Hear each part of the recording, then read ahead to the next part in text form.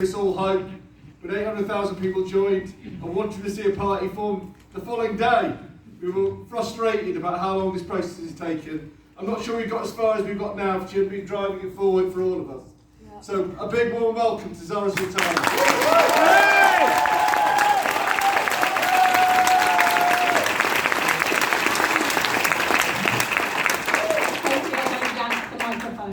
Thank you so much for being here this evening. I feel like I'm coming to Manchester so often, people might start questioning my Liverpool supporting credentials. Rest assured, on Sunday, when we play Man City, we will win. Just to get that out there, news goes to the room. It's nice to be back. I always love coming to Manchester because this is a city that knows how to fight. Just gonna, thank you, perfect, lovely. I move around a lot, so that's great. Manchester is a city that was born from struggle, from Peterloo to the trade union movement, from the fight for suffrage to today's battles around housing, the liberation of Palestine and justice, as well as fighting the far right. When the far right came to this city, you met them with courage. You stood up in the streets of Cheetham Hill, Rusholme and beyond, proving that solidarity beats hate every time. And they tried to divide us by the colour of our skin, the language we speak, by our race. But we know better. It's not race, it's not religion, it's not language that divides us, it's power. It's the power that lets landlords evict tenants without a second thought. It's the power that sells off our council homes. It's the power that builds luxury flats where once stood working class homes and community spaces. And when we look around now, the cranes in the skyline aren't building homes for working class people. They're building monuments to profit. And we see rents rise, wages stagnate, and our public services stripped to the bone, while our politicians and developers toast to regeneration. We know it's not regeneration, it's theft. And tonight we channel that anger against inequality, against austerity, against fascism, and for a socialist future that belongs to all of us.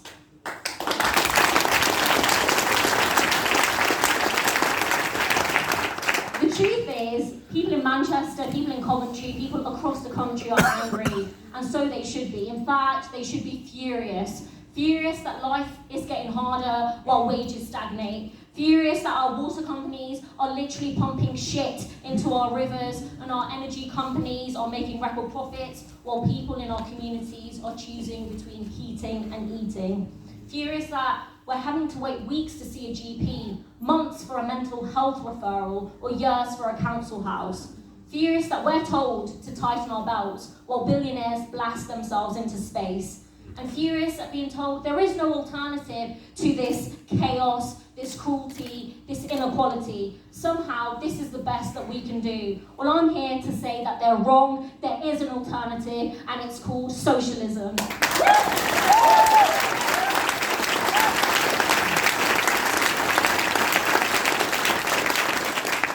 And I'm going to take you back to 2015 when Jeremy Corbyn became leader, and we all felt hope for the first time in a long time. Hope that politics could be about honesty, decency, solidarity and working class power.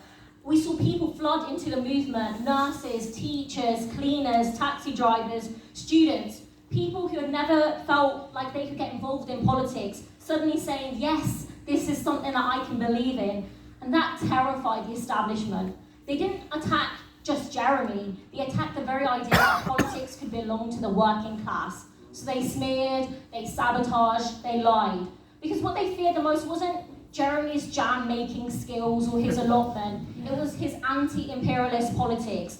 It was his insistence that Britain shouldn't be an empire abroad and an oppressor at home.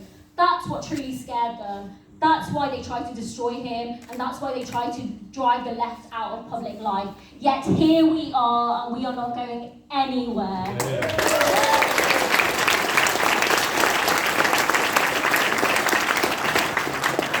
And it's no surprise that people feel like politics doesn't serve them. They see Westminster as a playground for the privileged. Ministers more concerned about getting free tickets to see Sabrina Carpenter or designer clothes from their rich friends, more than whether families can put dinner on the table. They care more about ministerial cars and Zone 2 dinner parties than actually making people's lives materially better. They talk about hard choices. Yet the hard choices are for everyone else, never for them. So trust in our political class is broken, and in that vacuum we have seen the far right grow. But let's be clear, Reform UK, Nigel Farage, they are not an alternative. They are another wing of the establishment, funded by billionaires and aristocrats, fronted by a millionaire stockbroker. This is a party that peddles racism, Islamophobia and division, not to solve the crises we face, but to distract us from who is really responsible. Their answer is simple. Don't look up. Don't look up at the landlords hiking rent. Don't look at the corporations dodging tax. Don't look at the energy CEOs making millions. No, look sideways. Blame your neighbour, blame the refugee, blame Muslim people. It is an old trick, divide and rule, and we are not falling for it anymore.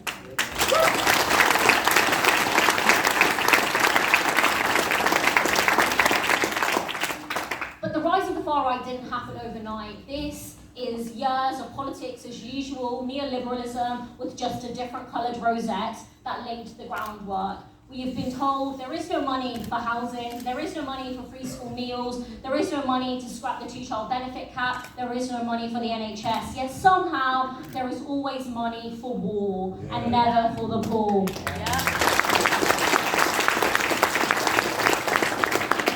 We always find money for corporate bailouts, tax breaks for the super wealthy, and instead migrants are scapegoated and minorities are blamed. Politicians tell us to blame other working class people because otherwise you might find yourself blaming the real enemy. Establishment politicians that lick the boots of billionaires like Rupert Murdoch, Michelle Moe, Elon Musk, and then you've got the royal family. And on that note, I say we shouldn't just abolish the titles Prince Andrew has, we should abolish the bloody monarchy.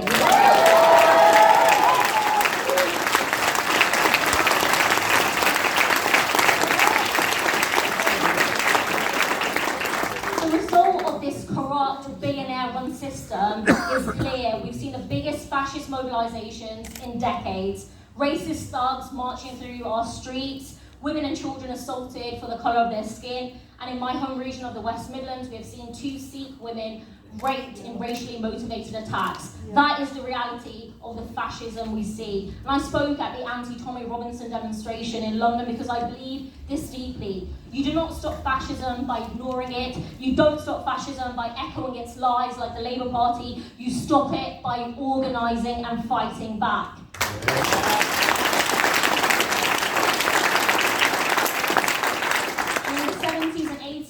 We saw the anti-Nazi League drive off the National Front from our streets. That's the courage and unity we need again. An anti-fascist league for the 21st century, and that means our trade unions stepping up. It is not good enough to just have logos on leaflets and banners. We need coaches and we need people flooding the streets because when the fascists turn up, we turn up.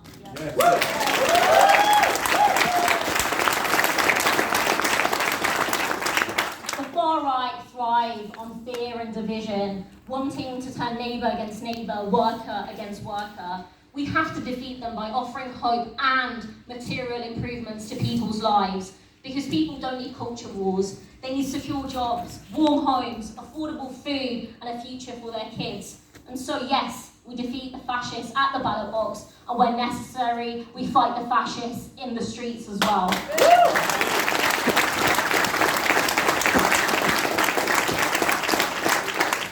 So what is this thing we're fighting for? Well, it terrifies the powerful, but it's something deeply beautiful. Socialism, and that's not tweaking a broken system, that's not token reforms that leave wealth and power untouched. We are fighting for the fundamental transformation of society to replace capitalism with democracy in every workplace, in every community, in every corner of life. That means workers controlling the means of production. That means our communities controlling the wealth that they produce. That is socialism, and we should be incredibly proud to be socialists and wear that as a badge of honour.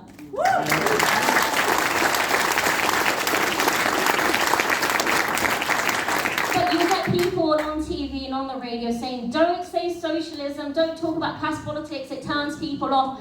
Absolute nonsense. Working class people aren't turned off by class politics, they live it every single day.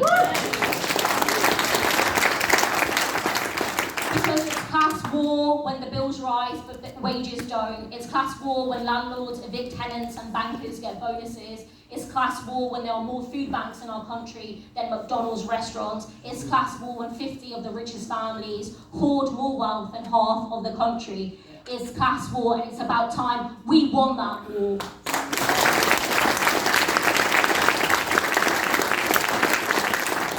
And then you've got the Labour Party. Don't like to talk about the Labour Party like a toxic ex, but I think it's important to address the fact that this is a party that has become unrecognisable, a party of corporate lobbyists and billionaire donors, a party so anti-socialist it is McCarthyite, and they won a huge majority on an incredibly low vote share. What have they done with it? Some people usually heckle and say nothing. Actually, it's worse than nothing. They refused to scrap the two-child benefit cap, condemning hundreds of thousands of kids in our country to avoidable poverty. They've cut winter fuel payments, they've cut disability benefits, they've watered down a workers' rights package, they've attacked our civil liberties and called people of conscience opposing genocide as terrorists. To be clear, they are heroes. The real terrorists are the Israeli government.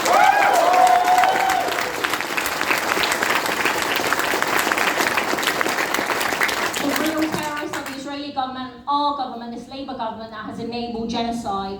And when Keir Starmer calls us an island of strangers, shame on him and every Labour politician that defended that Enoch Powell. We are not an island of strangers, we are an island that is suffering. And when we see the rich and powerful laugh at us, we find ourselves saying we are done begging for crumbs, we are taking the bloody lot. And that's why we're building a new policy.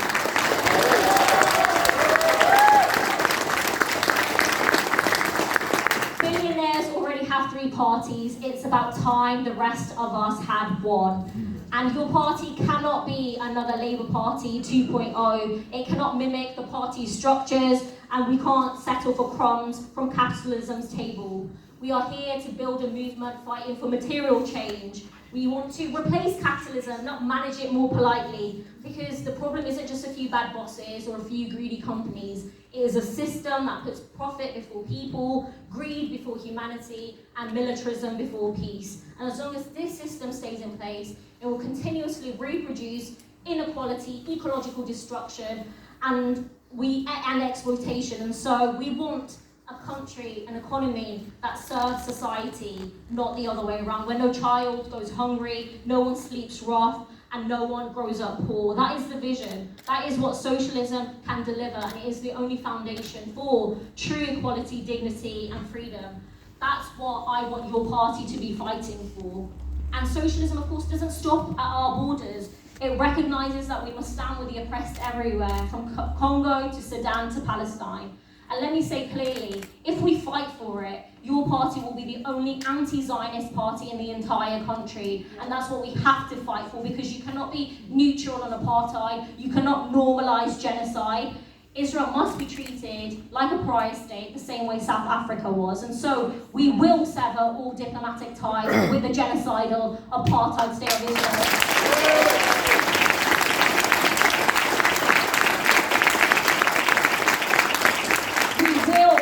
The ambassador, we will shut down the embassy, and we will stand with Palestinians until every inch of their land is free. A single democratic state from the river to the sea with equal rights for all.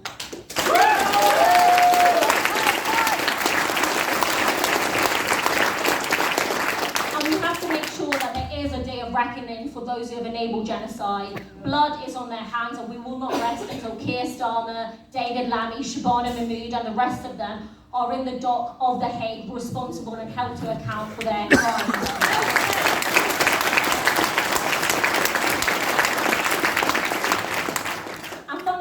We recognise that peace isn't just the absence of bombs, it is the presence of justice. It means freedom from military occupation, it means the end of apartheid. And our anti-imperialism also means we reject the myth that NATO promotes peace and security. It is an imperialist war machine that profits from death and destruction. You cannot greenwash NATO. Just look at Libya, just look at Afghanistan. Endless wars that have made the world less safe, and every pound that is spent on tanks, bombs and missiles is money stolen from our homes, hospitals and schools. So we demand wages, not weapons, welfare, not warfare.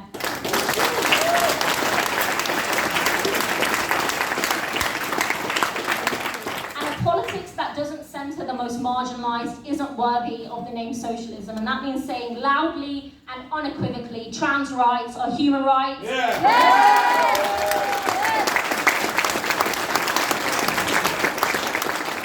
We recognise that the rise in transphobia we are seeing is deliberate. It is being stoked as a culture war designed to divide us. And just like with migrants, just like with Muslims, just like with disabled people, the goal is always the same. Find a scapegoat to distract people from who really holds power. And our movement, with one voice, has to say, we are not going to play that game. We stand with trans people, we stand with migrants, we stand with disabled people, because we stand with the most marginalised.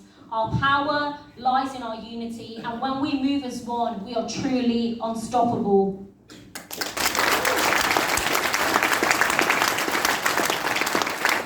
So let's talk about democracy, real democracy, not just voting every 5 years for which millionaires are going to manage austerity.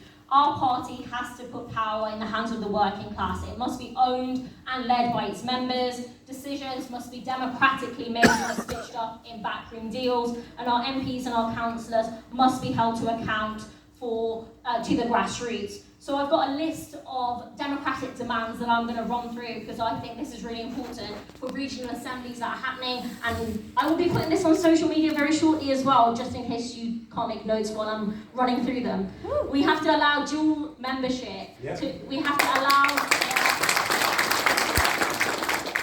to unify the left and allow dual membership. We should lower the age to 14 and allow people who are living abroad to join us as international members. And membership shouldn't be restricted to people who have the right to vote and reside, because that's not migrant solidarity. So if you live in this country, you should be able to join the party. Local branches should get 50% of subs so they can organise, hire a community organiser, and actually empower their members, as well as having access to data. And future conferences should have delegates elected through all member meetings. In Scotland and Wales, members have the right to decide what our relationship is to the main party and their policies on independence or further devolution. It is Scottish and Welsh members who will decide what the party's position is. And then, yes, thank you. When it comes to elected representatives, it is members who decide who their candidates are. It is not stitched up from the top. That means open selection, and that means having the right to recall. We are not here for a Labour 2.0. We don't want backroom deals, fiefdoms or coronations in our party. When it comes to the executive of the party, all positions must be ordinary positions. There must not be any positions reserved for MPs. We must ensure that the executive holds the leadership to account, and those elections must be brought forward to this year, the end of this year, rather than next year. All internal party elections and candidate selections should be conducted through STV, which is commonly known as the most democratic system, the Scottish STV system. We must have full accountability and transparency. That means independent oversight of sortition for this conference, as well as for all internal elections that take place. There must be an audit of funds that are being used in the party, and a treasurer elected through one member, one vote. Bear with me, I'm getting to the end of this. There must be a youth section that's established. That is the engine of the party. Young people are not here to be tokenistic figures, just to diversify a photo, give people TikTok ideas. Young people are integral to the party and deserve a funded youth section that is empowering and allows them to organise. And amendments from assemblies must be put to a vote. All amendments submitted to founding documents should be published and made accessible. These amendments that garner 25% of assembly submissions should be voted on at conference. And finally, when it comes to leadership models, members should decide the leadership structure, not MPs. As well as sole leader, there must be also a choice for co-leadership or collective leadership, and that must be decided at conference.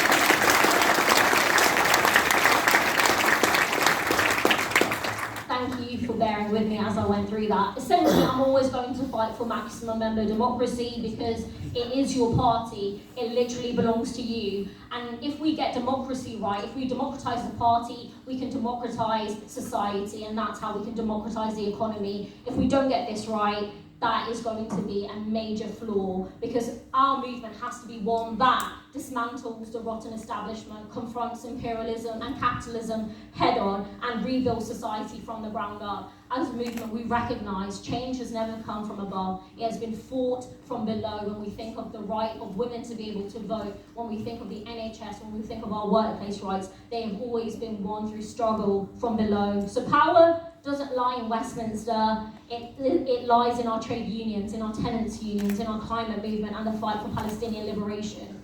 And if you think that I'm just chatting shit and this is just a fantasy, just look at what's happened in New York. Zoran Mamdani, unapologetically socialist, unapologetically Muslim, unapologetically immigrant, built a campaign that proved what is possible when the working class organises. With over 100,000 volunteers, they knocked on over 3 million doors, made over 4.5 million phone calls, and sent over 2 million texts. They defeated billionaires, pro-Israel lobbyists, and a political dynasty. They built power from below, and they won. And that victory hasn't just given hope to New Yorkers, but to all of us, because it shows when we organise, when we mobilise, when we believe, we can win, and we can win here too. So, just to wrap up, there is so much reason to have hope. I have felt it every event that I've done, and I've done over 25 over the past few weeks. Over 800,000 people have expressed interest in what we're building, and those people haven't gone away. Sometimes they're in the room sitting next to us, waiting, watching, ready to fight. What's more, public opinion is already with us. Against war, against genocide, for renationalisation, for workers' rights, for public funded services. And what's crucially needed in this moment is a united movement to bring those together. Because united we are strong, united we will win. We know that working class people can run society better than the billionaires, the profiteers, and the war criminals who rule over us today. So the crises we face are immense, but so is our potential power. If we organise, if we build, if we fight, we can not only just defeat the far right, we can build a society rooted in justice, peace, and equality. That is the task that is before us, and it's a historic task. But that is also the potential of your party. So thank you for coming. That isn't the only thing you are doing for the movement. I have to strongly urge you to join the party. You have to get active in your local community, whether that's joining a tenants union, joining a trade union, to build the power that we need to fight back. Because if you want change, if you want socialism, you bloody have to fight for it. They are not going to hand it to us. But I've never been more certain of anything than this, that if we fight, we will win. The choice is clear. Just scroll on your phone. It's between socialism and barbarism, and we must choose socialism every single time. And just to end with one of my favourite quotes from Arundhati Roy, who says, "Another world is not only possible, she is on her way. On a quiet day, I can hear her breathing." Thank you so much.